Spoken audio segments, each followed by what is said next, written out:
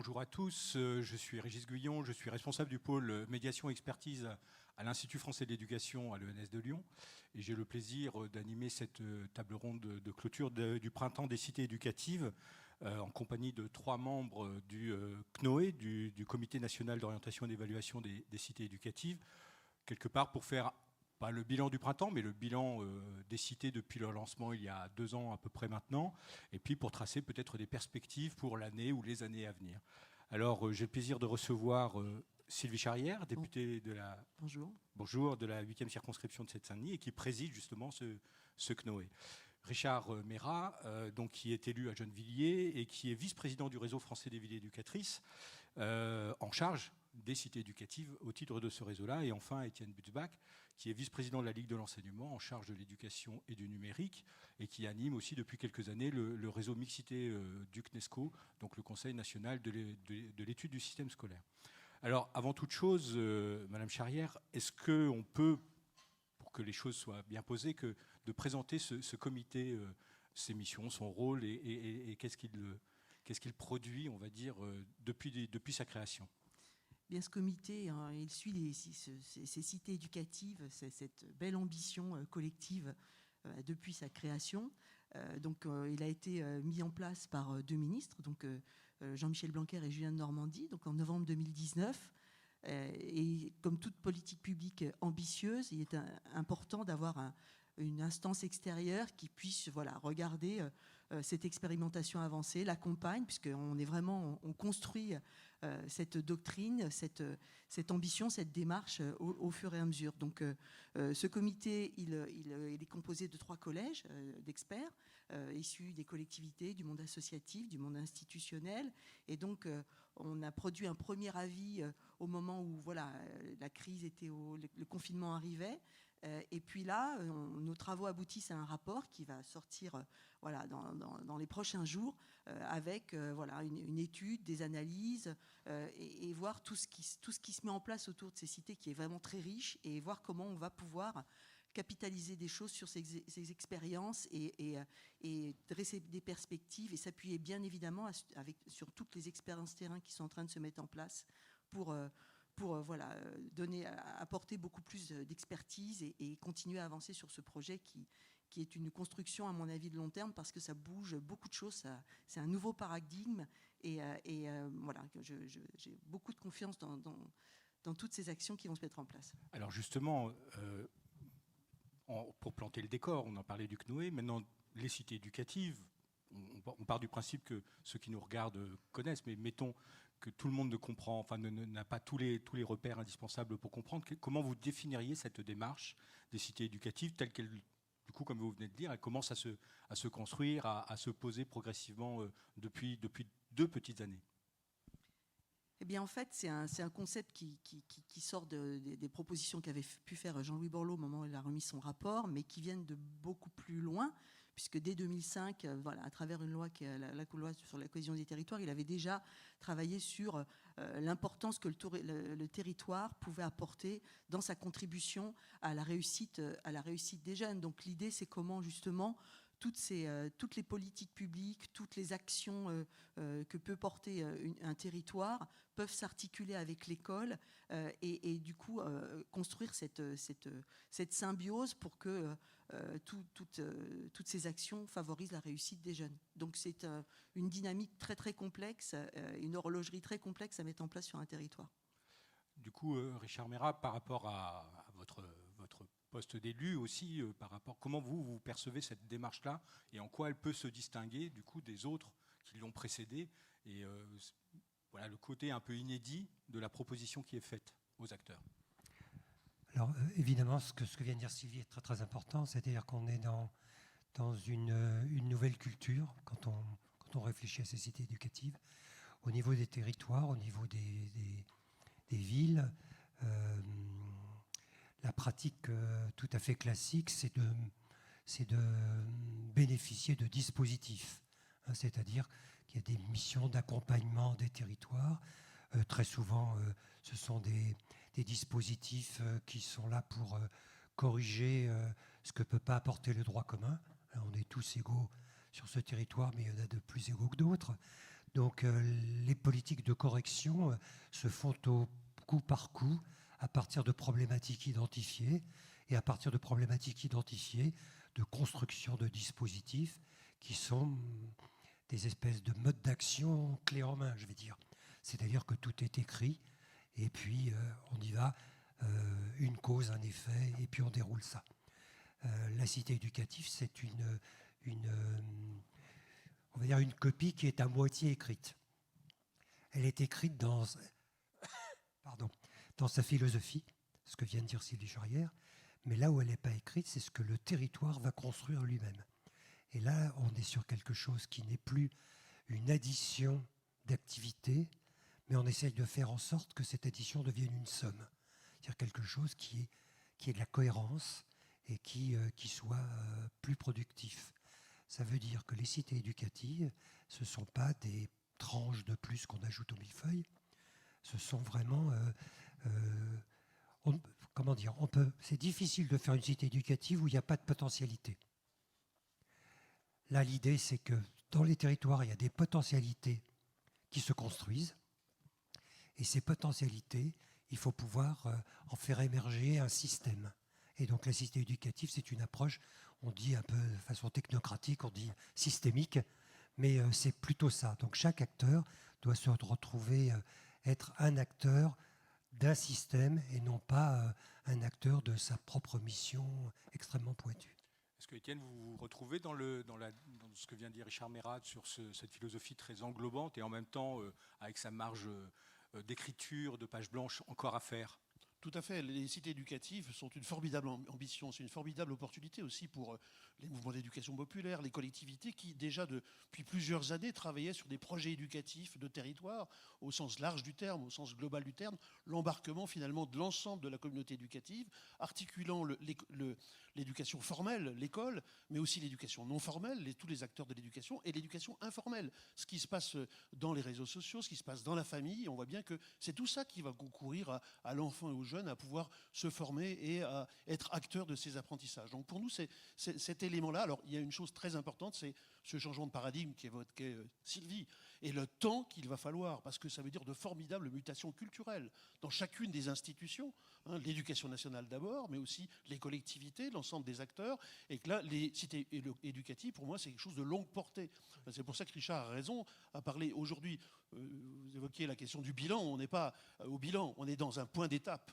Et la cité éducative reste encore largement à construire. Et l'important dans ces 3 premières années, c'est finalement donner envie, mais aussi de se dire c'est quand même un chantier à 10-15 ans si on veut véritablement que ça produise tous ces effets. Alors on pourrait y revenir plus tard sur justement ce souffle long qu'il va falloir avoir pour que les choses s'installent et se consolident au fur et à mesure. Mais avant ça, et Richard Meyrad, je pense que c'est quelque chose qui nous semble et qui vous semble aussi important, c'est la question de l'enrôlement, c'est-à-dire comment cette politique prend par la main et accompagne, prend les professionnels, les acteurs, les habitants, et en fait quelque chose alors de systémique, si on veut, du point de vue horizontal entre les institutions, etc., mais aussi au niveau d'un projet, d'une équipe, pour que tout le monde s'y retrouve et que tout le monde trouve sa juste place aussi. Pour vous, quelles sont les modalités ou les leviers qu'il faut ou faudrait avoir pour que du coup ça soit bien une totalité et pas que quelques dispositifs comme vous venez de le citer? Alors c'est la question, moi je pense que c'est la question centrale d'une cité éducative. C'est-à-dire l'enrôlement, ça ne se décrète pas. C'est pas parce qu'on est tous des acteurs de l'éducation autour d'une table et ajoutés les uns aux autres que ça provoque un système. Donc l'enrôlement, c'est pour ça que les budgets des cités éducatives sont moins faits pour construire de nouvelles actions extrêmement précises et sont plutôt faits pour résoudre cette question-là. C'est-à-dire comment faire à partir d'acteurs locaux, comment faire pour faire une construction collective. Tout à l'heure, je parlais de cohérence. La cohérence, ce n'est pas une ligne dogmatique qu'il faudra imposer à tous, mais c'est vraiment construire ces enrôlements progressifs. C'est une histoire longue. Quand je dis c'est une histoire longue, pour que les acteurs puissent travailler ensemble, il faut d'abord qu'ils considèrent qu'ils ont des choses à faire ensemble.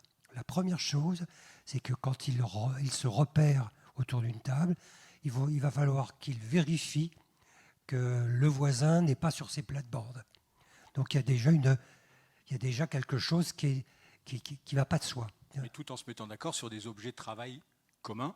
Pas encore, parce que ce sont des acteurs qui ont des cultures, des histoires, des structures complètement différentes. Quand on prend les institutions qui sont construites en silos, c'est toutes des institutions institutionnelles classiques, mais elles ont leur culture propre et comment on va dire,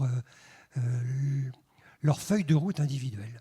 Et elles vont chercher dans leurs voisins quelque chose qui va servir leur propre feuille de route. Donc pour sortir de cette feuille de route individuelle et puis partager, il faut, se connaître, mais pas se connaître que sur les feuilles de route, sur la langue, sur les cultures, voilà. Se connaître. Une fois qu'on s'est connu, il faut se reconnaître, en sachant que l'autre n'est pas un danger pour sa propre action, mais un levier éventuel. Et une fois qu'on a construit progressivement cette confiance, alors on peut commencer à bouger les pratiques. C'est-à-dire qu'on comprend que la limite de l'intervention d'une association, elle est liée au fait qu'elle va se retrouver un jour un peu seule et qu'elle va faire appel à d'autres. Et alors à ce moment-là, elle comprendra qu'elle n'est pas seule sur un territoire. Ça ne se décrète pas. Il faut du temps pour le construire. Et ça ne se construit pas que de l'intérieur. Ça veut dire qu'il faut aussi des budgets qui permettent d'utiliser des tiers experts extérieurs qui vont venir nous observer, analyser, nous donner des leviers pour progresser. Et pour moi, l'évaluation, ça fait partie de ce dispositif-là, c'est-à-dire un outil qui nous permet de nous accompagner dans la construction d'un commun.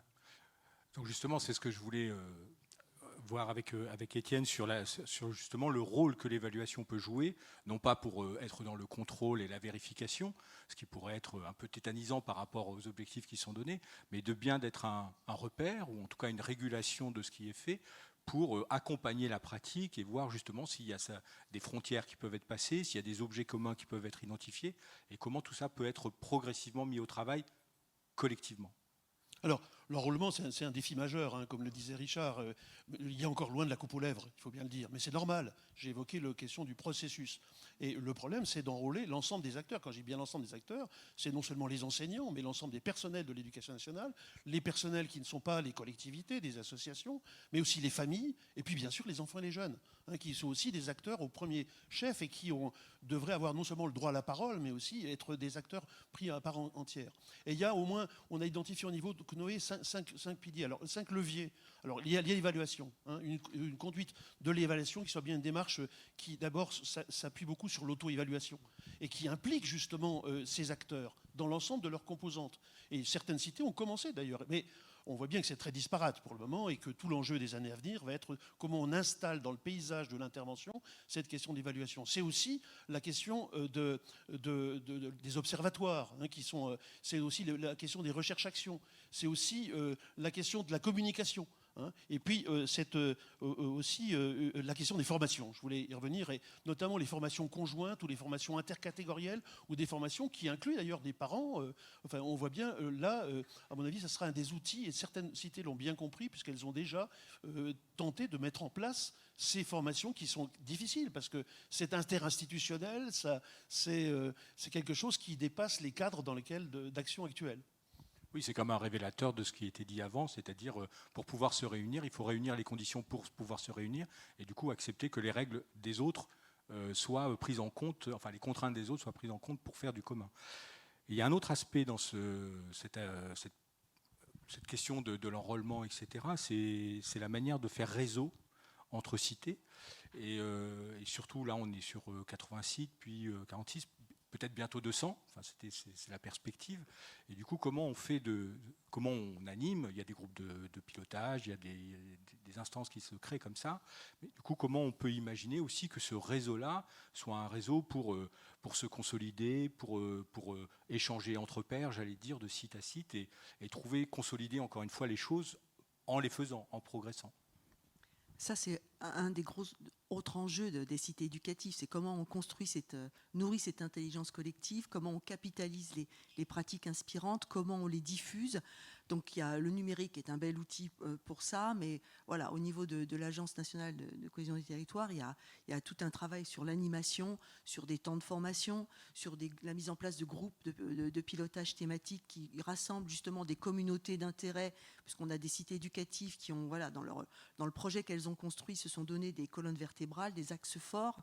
Et donc par rapport à ces axes forts qui peuvent être le numérique, le sport, la citoyenneté et bien d'autres sujets, il y a des communautés d'intérêt qui se sont constituées, qui sont animées et qui justement vont échanger autour de, par exemple, du numérique, des open badges, comment les open badges peuvent aider à structurer une démarche. Voilà, donc il y a vraiment des choses complètement concrètes qui fait que beaucoup de cette expérience et ces choses, ces bonnes pratiques qui se mettent en place sur le terrain, peuvent effectivement nourrir tous les enseignants, mais pas que tous les enseignants. C'est-à-dire, il y a effectivement tout le tissu associatif qui travaille aussi sur le terrain, comment cette convergence de pratiques peut se mettre en place et du coup se diffuser à travers toutes les cités. Donc voilà, plus il y en aura, j'ai envie de dire, plus l'expérience se nourrira. Parce qu'on peut imaginer des réseaux, alors je pense que ça existe de façon peut-être informelle justement, mais des réseaux à l'intérieur d'un département, d'une métropole, d'une région, je ne sais pas, où par proximité, on se parle et on se connaît. Il y a aussi cette interconnaissance-là et on parle de ces réalités ou des difficultés qu'on peut rencontrer sur certains aspects ou d'autres, ou des réussites que l'on a évidemment. Mais du coup, c'est vraiment cette convergence-là qui pourrait se faire à l'échelle de la proximité. Tout à fait. Donc là, il y a aussi ces convergences géographiques. Donc par exemple, sur l'Île-de-France, voilà, il y a eu beaucoup de moyens mis en place justement avec un coordonnateur spécifique qui travaille sur ces animations à l'échelle de l'Île-de-France. À Marseille aussi, donc dans où il y a beaucoup aussi de cités éducatives, puisque je pense pour l'instant il y en a 6, mais ça va être un peu plus. Donc là aussi, il y a une coordination qui s'est mise en place, à Lyon aussi. Mais ça, c'est aussi quelque chose que l'on pointe à travers les travaux que l'on a menés et les conclusions qu'on portera, c'est qu'il y a aussi des cités qui sont un peu orphelines. Donc voilà, elles aussi, c'est pour ça que le travail justement que peut porter la NCT aussi sur l'animation plus nationale a un intérêt aussi pour ces cités qui ne peuvent pas se rattacher à une métropole ou à un plus gros groupe. Et on peut penser pour celles qui arrivent, les nouvelles, qu'elles puissent bénéficier quand même aussi du capital acquis, de l'expérience acquise depuis un an par les autres, j'allais dire anciennes, c'est beaucoup dire, un an de plus. Tout à fait, il y a une forme de parrainage sûrement qui va se mettre en place. Puis c'est un peu aussi l'objectif du rapport qu'on va sortir pour dire un peu par rapport à la photo à l'instant T des cités qui ont quand même démarré, il faut le reconnaître, dans des conditions difficiles avec la crise sanitaire. Voilà déjà un petit peu les avancées et aussi les perspectives et les premières préconisations qu'on peut avoir. Non, un des enjeux, je pense, dans les mois qui viennent, dans l'année qui vient, ça va être la stabilisation, justement, un peu des dispositifs qui ont été mis en place. Je crois qu'actuellement, dans le contexte très compliqué qu'on a eu, avec la nécessité aussi de revenir parfois en présentiel, parce que c'est quand même aussi un moyen de multiplier les échanges, c'est la question des groupes pilotes, comment cette question monte en puissance, la question de la plateforme, les rencontres régionales, la façon dont se structurent les choses. Et au niveau du CNOE, on va être assez attentif sur la façon dont on peut arriver à stabiliser les choses, parce qu'il ne faut pas non plus construire une usine à gaz et il ne faut pas épuiser les cités dans les sollicitations incessantes. Donc il faut voir comment on arrive à gérer cette temporalité de montée en compétence des cités. Alors peut-être sur cette idée-là, c'est qu'on ne doit pas reproduire dans des réseaux d'un autre niveau ce qui se fait sur le terrain, c'est-à-dire je ne pense pas que les cités ont besoin qu'on leur fasse des propositions exemplaires entre elles, c'est-à-dire machin réussit ça, etc. Ça, c'est peut-être tout à fait le sujet. Puisqu'on demande que les cités construisent sur le terrain des leviers d'intervention, évidemment, ces cités-là vont nous demander à un niveau plus transversal et plus haut d'avoir des leviers sur leur fonctionnalité. C'est-à-dire, ce qu'on va leur demander quand elles vont échanger entre elles, ça n'est pas de nous montrer des jolies pratiques, mais c'est de nous dire quelles sont les limites dans ce qui a été pensé. C'est-à-dire, ce qui est important, c'est de savoir qu'est-ce qui structurellement ne permet pas certains développements et quelles sont les limites structurelles. Et pour moi, la solidarité des cités éducatives à ce niveau-là, elle doit se situer à ce niveau-là. Parce qu'évidemment, tout a été pensé de façon théorique, ça se met en place sur le terrain. Le terrain doit avoir la possibilité de répondre à cette modélisation pour nous dire ce modèle est pertinent là, il n'est pas pertinent là. Et si on veut que ça puisse se pérenniser sur l'avenir, il faut construire des modélisations qui soient acceptables pour le plus grand nombre et qui soient des leviers de développement réel, quoi. Alors, je pense qu'il y a un autre sujet. Sur l'enrôlement, c'était vraiment un sujet important. L'autre, et ça a occupé beaucoup les mois et l'année ou les 2 ans qui précèdent, c'est la question du pilotage, de la mise en place des troïkas dans chaque cité, avec cet équilibre à trouver. Donc ça rejoint un peu cette question entre les services de l'État et les collectivités locales. Du coup, quelle est votre analyse là, au bout de quelques mois de pratique de ces troïkas, sur cet équilibre-là et la nécessité de bien l'asseoir pour que tout le monde s'y retrouve ensuite, puisque le pilotage conditionne quand même beaucoup de choses derrière. Richard Meyrat. Alors, entre ce qui a été pensé de façon théorique, qui serait dans un monde idéal, et ce qui a été mis en place, c'est évidemment corrélé à des contraintes objectives qui sont ne serait-ce que les institutions. Je pense que il faut bien savoir que ces cités éducatives, elles n'arrivent pas de l'éducation nationale, elles arrivent du ministère de la Ville. Ça en dit long. Ça veut dire que le ministère de la Ville, quand il fait de la rénovation urbaine, se rend compte qu'il fait de la rénovation urbaine, mais il a du mal à enrôler le secteur de l'éducation. Et pour lui, c'est une limite terrible. Et donc, pour enrôler le secteur de l'éducation, il va avoir 2 niveaux d'intervention. Un niveau d'intervention qui est théorique, c'est-à-dire quel est le modèle théorique qu'il nous faudrait, et un niveau d'intervention pratique qui ferait qu'est-ce qui fait que les acteurs vont accepter de le faire. Et donc, du coup, la gouvernance dépend de ça. C'est-à-dire, si on veut enrôler des acteurs, il faut leur donner les clés du camion, entre guillemets. Il faut qu'ils aient la sensation de pouvoir avoir des marges de manœuvre sur ce qui se passe. Et donc la gouvernance, à mon avis, elle est construite déjà là-dessus. Et quand elle est construite là-dessus, elle va donner tout de suite des limites. Et c'est ces limites-là qu'il faut pouvoir aborder maintenant. Donc Sylvie Charrière, vous, comment vous voyez cette question de ces troïkas, de cet équilibre qui se construit en se faisant, mais qui est nécessaire et indispensable pour que cet équilibre soit bien posé et que les gens comprennent un petit peu les enjeux dans lesquels ils se retrouvent? Moi, je rentre dans les cités éducatives de par le métier que j'exerçais avant d'être députée, justement avec cette notion de se dire, quand on est effectivement enseignant chez l'établissement dans un collège REP+, bien évidemment, le jeune, on l'aborde à 360 degrés. Et que cette continuité, ce qui se passe en dehors de l'école, forcément a un impact sur ce qui se passe dans l'école, et qu'à un moment, bien évidemment, le territoire peut être, de par ses richesses, de par son tissu associatif, peut aider l'école à mieux faire réussir le jeune.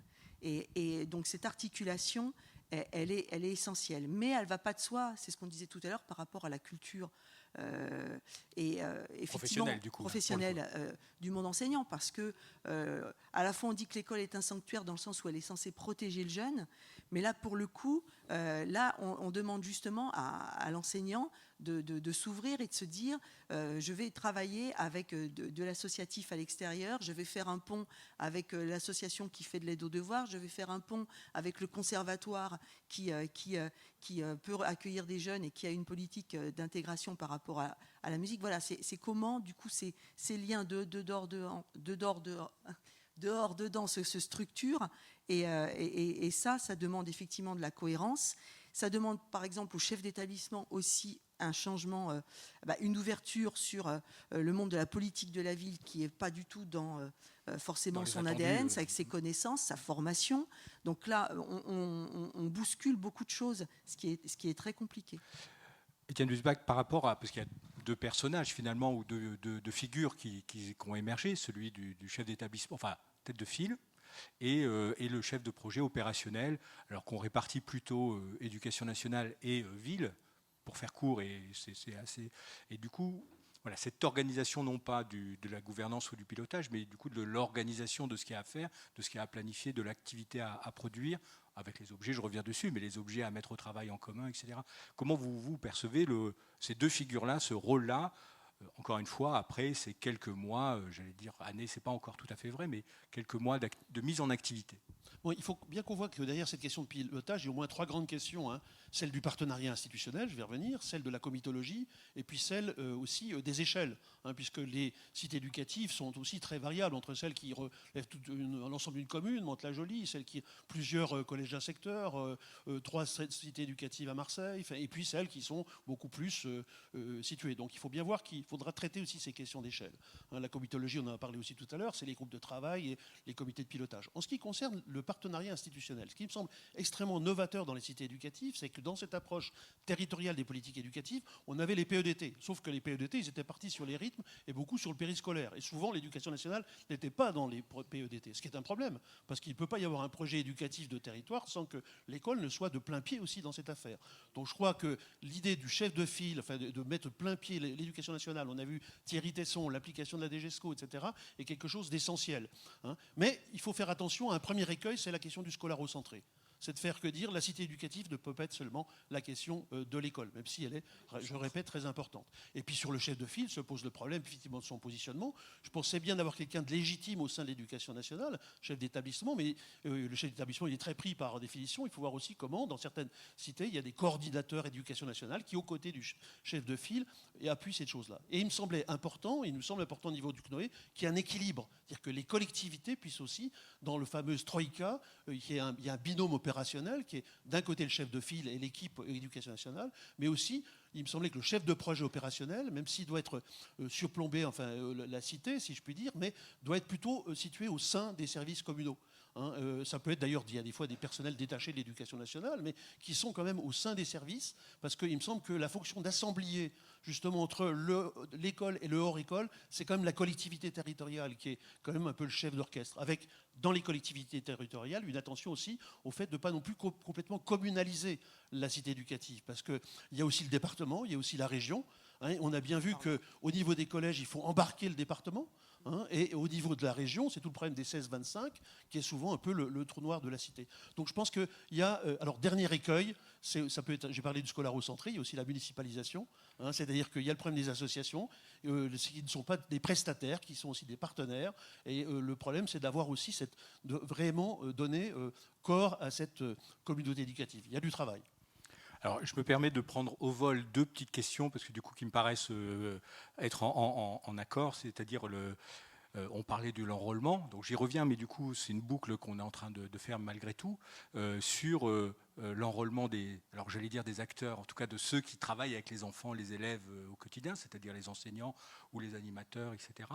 Et puis, parce qu'il y a les millefeuilles dont on parle souvent, mais là, on parle de chefs d'établissement plutôt posés collège, second degré, mais avec le premier degré, donc des IEN, des conseils pédagogiques, etc. Et donc, du coup, on voit bien cette complexité, qui peut être une richesse, évidemment, hein, mais de voir comment ces emboîtements-là, qui sont propres à chaque institution, se retrouvent pris dans ce projet-là à contribution, enfin, amenés à contribuer, mais avec des rôles qui sont sans doute à définir au fur et à mesure que les choses se posent. Je ne sais pas qui veut... Oui, alors l'enrôlement commence à partir du moment où chaque acteur se situe comme un élément d'un ensemble cohérent. Hein, c'est-à-dire que ce dont vous parlez, ne serait-ce qu'au niveau de l'éducation nationale, c'est-à-dire que vous parlez d'un collège, d'une école, d'une maternelle, de circonscription, et qui sont le même monde. Déjà, ce même monde a déjà du mal à s'emboîter, comme vous le disiez. Imaginez ce qui peut se passer en dehors de ce monde-là. Faut s'emboîter avec d'autres institutions. C'est difficile, mais ce n'est pas le plus difficile. Le difficile, c'est d'enrôler tout ce qui n'a pas un caractère institutionnel. Tout ce qui n'a pas un caractère institutionnel, ça commence par ce qu'on appelle les familles. Tout le monde parle des familles comme si c'était un ensemble en soi, homogène, comme si on pouvait le percevoir comme on perçoit une institution. Or, c'est pas parce qu'on a un enfant et qu'on s'appelle une famille qu'on a quelque chose à voir avec le voisin qui a un enfant. Donc le partenaire famille, qu'on espérerait bien être quelque chose d'homogène, n'existe pas en tant que tel. Et lui, il faut lui trouver une place dans un dispositif de cette nature-là. C'est une vieille histoire. C'est une histoire qui ne vient pas des cités éducatives, mais c'est une vieille histoire, c'est-à-dire l'enrôlement des familles. Et ça, c'est par exemple une thématique qui est intéressante, pas parce qu'on va trouver la solution, mais parce qu'elle va bousculer. Il suffit de la poser comme ça. Oui, pour comme un montrer objet qu'elle- sur lequel on va travailler justement. La poser comme confronter. ça pour montrer combien ça bouscule les cultures institutionnelles existantes. Oui, avec deux remarques. D'abord, cette question des familles doit être traitée de façon transversale. Ce n'est pas un groupe de travail famille, c'est comment dans chacun des secteurs d'intervention, la famille et les parents sont impliqués. Je crois que ça, c'était quelque chose. Mais il me semble que d'ailleurs, ce n'est pas forcément l'aspect le plus faible au niveau des sites éducatifs. Je crois que cette obsession, mais légitime, du travail sur la parentalité, ou enfin plutôt les familles et les parents, est quelque chose qui est ainsi au cœur. Je voulais en revenir très rapidement sur l'histoire de comment on fait pour réellement faire que la Troïka fonctionne. C'est-à-dire au-delà du principe qui est de dire il faut qu'il y ait le préfet, enfin le représentant du préfet, l'éducation nationale, etc. Comment ça peut s'incarner dans la mesure où on voit bien que dans chacune de ces institutions, ça fonctionne des fois aussi en silo, chacune de ces institutions. Et moi, il me semble que, par exemple, un des éléments importants, c'est les équipes projets, ce qu'on appelle les équipes projets, ou le comité technique, qui est cet échelon intermédiaire entre le comité de pilotage, où c'est le maire, le préfet, enfin qui est le comité politique, le comité technique, dans lequel il est intéressant qu'il n'y ait pas seulement forcément le chef de file ou chef de projet opérationnel, mais à côté du chef de file, vous l'évoquez, les IEN par exemple, parce que c'est important d'avoir le premier degré, voire effectivement quelqu'un du second degré, les lycées, parce qu'on a le 16-25 et qu'on voit bien que là on a un vrai sujet. Et puis du côté de la ville aussi, qui est différentes entrées, l'entrée territoriale, mais l'entrée éducation, de la même façon qu'il est intéressant d'avoir la CAF. Et je répète la question du département, parce qu'il me semble aussi importante.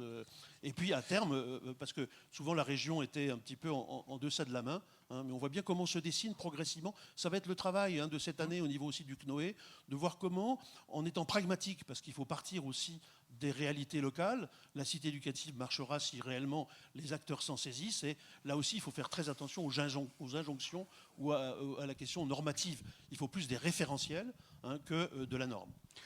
Alors justement, je voulais qu'on aborde, il y a des thématiques transversales qu'on retrouve dans beaucoup de projets, etc. Et la cité, c'est 0,25 ans.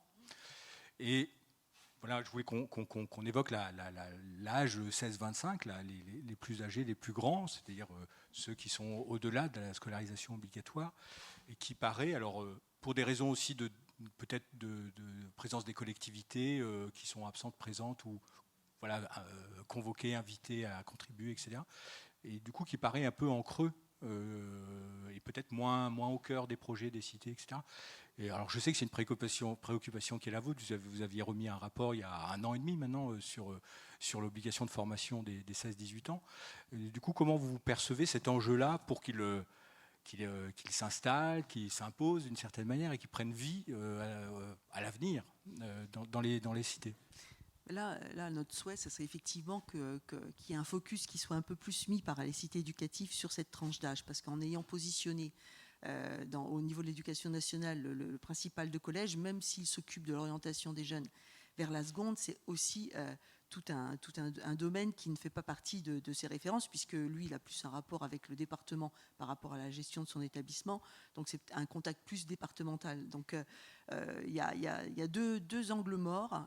C'est aussi le monde économique, parce que le monde économique doit aussi être un acteur important qui doit être très vite identifié et qui n'est peut-être pas assez, à mon sens, parce que quand on parle orientation, quand on parle stage de troisième, quand on parle alternance, quand on parle offre de formation, quand on parle mentorat, voilà, on a de plus en plus d'entreprises qui font du mécénat de compétences, qui se lancent, qui prennent leurs responsabilités sociétales à cœur, et voilà, ne pas s'occuper, ne pas prendre en considération et ne pas avoir autour de la table le monde économique serait une grande lacune pour travailler justement sur cette obligation de formation des 16-18. Et évidemment, la région.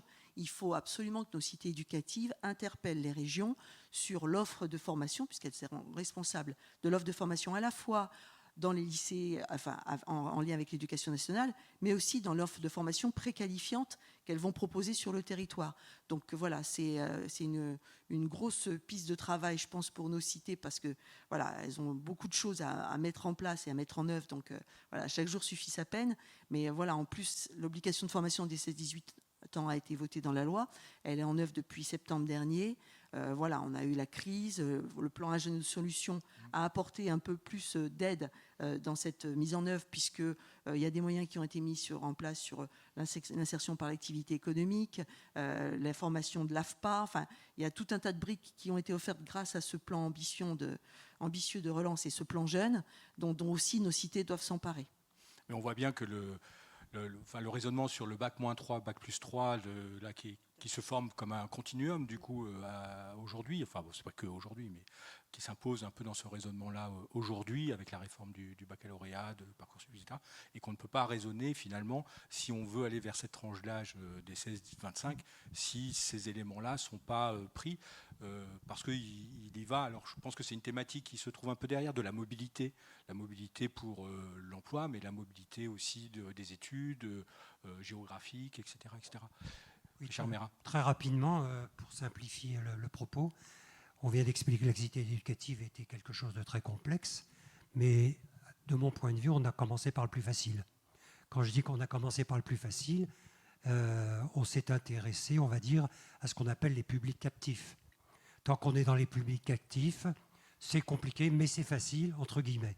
Au-delà de 15 ans, c'est terminé, les publics captifs. C'est terminé, donc là, la procédure va être complètement différente. Et on peut toujours se raccrocher à des modèles qui sont ceux qu'on a dans les publics captifs. Ceux-là ne sont pas pertinents et pas opérants. Donc, après 15 ans, il faut retravailler la question de comment on les repère, comment on les atteint, quelles sont leurs diversités. Et là, on n'est plus du tout dans un raisonnement simple. On est dans quelque chose de beaucoup plus complexe. Donc là, cette phase qui est celle des 15-25 ans, parce que c'est 15-25 ans quand même, c'est quand même une phase qui aujourd'hui doit se construire complètement dans un modèle qui n'est pas le même. Mais du coup, est-ce que c'est une question qui arrive sur le chat du coup de cet ordre-là, mais du coup, est-ce que la présence d'un proviseur de lycée, et je ne dis pas s'il est général ou technologique ou professionnel, peu importe, est-ce que la présence d'un proviseur, parce que toutes les cités n'ont pas un lycée non plus dans leur périmètre, mais la présence d'un proviseur peut pas non plus, alors sans segmenter les choses, mais que cette question-là, en tout cas, soit bien incarnée. C'est l'augmentation des publics actifs jusqu'à ceux qui sont au lycée. Ceux-là, on ne les a pas encore vraiment attrapés. Mais une fois qu'on les aura attrapés, il restera les autres. Non, mais sur cette question très précise, hein, j'ai un exemple en tête à Mantes-la-Jolie où, à la demande de la collectivité, d'ailleurs, un proviseur a été mis adjoint dans l'équipe. Hein. Alors, le proviseur, c'est pas lui qui va gérer l'ensemble du problème, mais c'est lui qui peut, avec le groupe de travail thématique sur ces questions, le PRIGE, tous les dispositifs qui existent sur les 16-25, peut travailler. Je voulais juste dire que cette préoccupation des 16-25 est essentielle, mais il ne faut pas lâcher la proie pour l'ombre. C'est-à-dire que le problème du décrochage, c'est d'abord le raccrochage. Et moi, je pense qu'il y a trois grandes pistes d'action qui sont essentielles, à mon avis, pour les cités éducatives dans les mois qui viennent et les années qui viennent. C'est les questions de mobilité. Hein, alors, il y a les vacances, il y a les classes découvertes, les classes nature, la classe dehors, enfin là-dessus. C'est la question de l'aide au travail personnel, qui ne se résume pas à devoir faire. Hein. C'est d'abord dans la classe, ça interroge dans la classe, dans l'établissement, mais aussi l'accompagnement à la scolarité, qui n'est pas forcément sous une forme scolaire. Hein, je veux dire, et ça rejoint une troisième préoccupation, c'est la question du sport et de la culture. Hein, je pense que là, il y a deux enjeux majeurs. Hein, la culture, parce que c'est aussi cette ouverture. On a vu à travers le chaos des mots à la fois tout à fait l'intérêt de voir d'où on part, hein, et le travail qu'il y a à faire, mais je crois que là, il y a un enjeu majeur. Et puis sur le sport, parce que c'est tout le problème du rapport au corps, hein, du rapport aussi, et derrière ça, c'est le rapport égalité filles-garçons, c'est des questions de sexualité, c'est toute une série de questions extrêmement... L'activité physique, hein, les problèmes de sédentarité. Donc on voit bien comment, là, ce sont des questions très urgentes à prendre à bras-le-corps, et là où la fonction de transversalité des cités peut être tout à fait intéressante à mettre en œuvre. Sylvie Oui, parce qu'effectivement, on est complètement sur l'axe, le travail sur le décrochage, et qui est un axe qui doit être aussi un souci permanent. C'est évident, complètement. Et l'orientation. C'est pour ça que je parlais de la mobilité, parce que quand on est en fin de collège et que se pose cette question déjà d'une forme de mobilité, c'est-à-dire on doit sortir d'un espace pour aller se projeter dans un autre, quand on arrive alors, vers le supérieur post-bac, se repose cette question-là, etc. Donc cette question de la mobilité est aussi une question qui doit être accompagnée, prise en compte, notamment pour ces élèves-là. Travailler très tôt. C'est voilà. un gros non, sujet. je ne dis pas le contraire, mais ça devient plus aigu à ce moment-là. Cette mobilité, je me rappelle d'un déplacement qu'on avait fait à l'époque avec Vincent Léna, donc, qui était quand même l'initiateur de ces cités, sur Allonne. Et je vois toujours ce pont. Et pourtant, Allonne, je pense que c'est dans la banlieue du Mans. Et franchir le pont, symboliquement, c'était difficile pour ces jeunes. Cette mobilité sociale, elle est importante, mais elle n'est pas que sociale. Alors, ça s'améliore grâce justement à tout le projet culturel, effectivement, comment on bouge, comment on s'ouvre, mais pas que. Moi, j'ai rencontré récemment le représentant du Crous de Créteil qui me disait que, comme on manquait de logements étudiants, en fait, on avait beaucoup de jeunes qui s'arrêtaient au BTS parce que c'était une formation à proximité dans le lycée, et que parce qu'ils n'avaient pas les moyens de se loger, ils n'allaient pas en université, ils n'entamaient pas des séquences longues. Donc, l'intérêt aussi des cités éducatives, c'est aussi, et c'est ce qu'on espère qu'elles nous feront remonter, tout un tas de bloquants structurels. Elles doivent aussi bousculer les politiques publiques et interpeller les élus, le gouvernement, sur des freins qu'elles identifient. Oui, une politique territoriale, c'est pas l'assignation, quoi. Alors, on va arriver à la conclusion de cette table ronde. Alors, je vais simplement, il nous reste quelques minutes. L'enjeu qui, pour vous, on a parlé de beaucoup d'enjeux différents. Hein. On n'a peut-être pas été exhaustif d'ailleurs, mais en tout cas, on a balayé assez largement la question. Et du coup, si pour l'année à venir, en espérant que la pandémie soit derrière nous, qu'on retrouve, j'allais dire un cours normal, il ne sera peut-être pas normal puisqu'on aura vécu ça avant, mais un cours normal de mise en œuvre avec des choses qui sont peut-être plus faciles à réaliser. Quel serait pour vous l'enjeu, pas 2, pas 3, hein, l'enjeu, voilà, mais l'enjeu qui est déterminant pour vous pour l'année prochaine, à partir de la rentrée de septembre, pour vous, pour le CNOE, pour voilà, le regard que vous portez sur cette démarche des cités éducatives. Déjà, un travail de conviction. Je pense qu'on porte très fort cette ambition. Je pense que, comme l'a dit tout à fait Étienne tout à l'heure, c'est une politique qui va demander, c'est une structuration de cette démarche qui va demander du temps. Je pense qu'il faut déjà que les gens soient convaincus que ce n'est pas un dispositif, qu'il faut qu'il y ait une volonté d'un territoire et que voilà, il faut qu'on rentre dans une démarche il y a forcément aussi des passages obligés dans cette démarche, ce qu'on appelle nous le cahier des charges, mais il faut du coup que cette politique perdure. Donc moi, mon souhait, c'est qu'effectivement, parce qu'on n'aura pas des indicateurs immédiats de réussite, parce que construire la réussite d'un jeune, ça prend 25 ans, et qu'on prend le problème depuis le départ, c'est-à-dire pratiquement depuis la naissance. Donc les résultats quantitatifs, ils ne seront pas immédiatement visibles. Par contre, l'adhésion, la mise en dynamique d'un territoire, ça, nous, déjà, on le constate sur le terrain. Donc arriver à se dire que cette politique va perdurer et qu'elle dépassera 2022, pour moi, c'est déjà un grand enjeu, parce que je pense que c'est un formidable levier de réussite de nos territoires. Pour moi, l'enjeu, j'en ai déjà décrit un certain nombre, hein, donc pour moi, c'est déjà l'appropriation par les acteurs de ce qu'est la cité éducative, et donc les formations. Je pense que la question de la formation des acteurs, c'est un levier essentiel pour pouvoir progresser dans cette appropriation. Et moi, ce serait d'être capable de faire remonter la limite du raisonnement tel qu'il a été posé à l'origine et à quoi il se coltine aujourd'hui comme limite, c'est-à-dire avoir la capacité de faire remonter des cités éducatives ce qui est de l'ordre des freins et qui ferait qu'on pourrait progresser sur l'enrôlement si ces freins étaient levés. En les identifiant, du coup. En les identifiant. Je vous remercie. Ce qui peut être modélisé, quoi. Je vous remercie tous les trois pour ce temps d'échange très intéressant sur ce temps de clôture aussi du printemps des cités éducatives. Je vais la clore maintenant et je vous annonce dans quelques minutes que Nadia Hay, le ministre délégué en charge de la ville, sera présente sur ce plateau pour clore ce printemps des cités éducatives. Je vous remercie. Merci.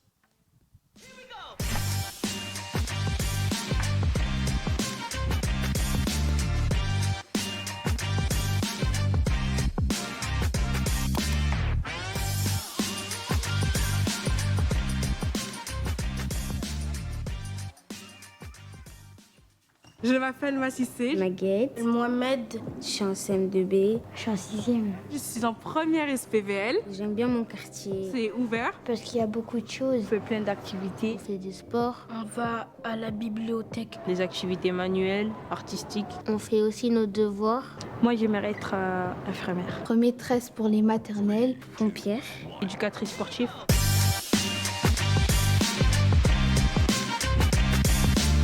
c'est tous les acteurs de quartier, services de l'État, école, collège, parents, professeurs, partenaires, communauté éducative, associations, entreprises, lieux culturels, qu'on travaille ensemble pour faire grandir nos enfants. et nous aident à réaliser nos projets. améliorer la prise en charge socio-éducative de nos jeunes jusqu'à 25 ans dans nos quartiers les plus défavorisés est notre priorité. Il nous semble important de développer la coopération entre tous les acteurs autour d'un projet éducatif partagé. s'adapter aux réalités du quartier. De ses acteurs et de ses habitants. C'est la clé de la réussite pour nos enfants. La cité éducative, c'est une nouvelle méthode, un nouvel élan dans le renforcement des coopérations entre les acteurs des quartiers. La cité éducative, c'est nous. C'est nous. C'est nous. c'est nous tous.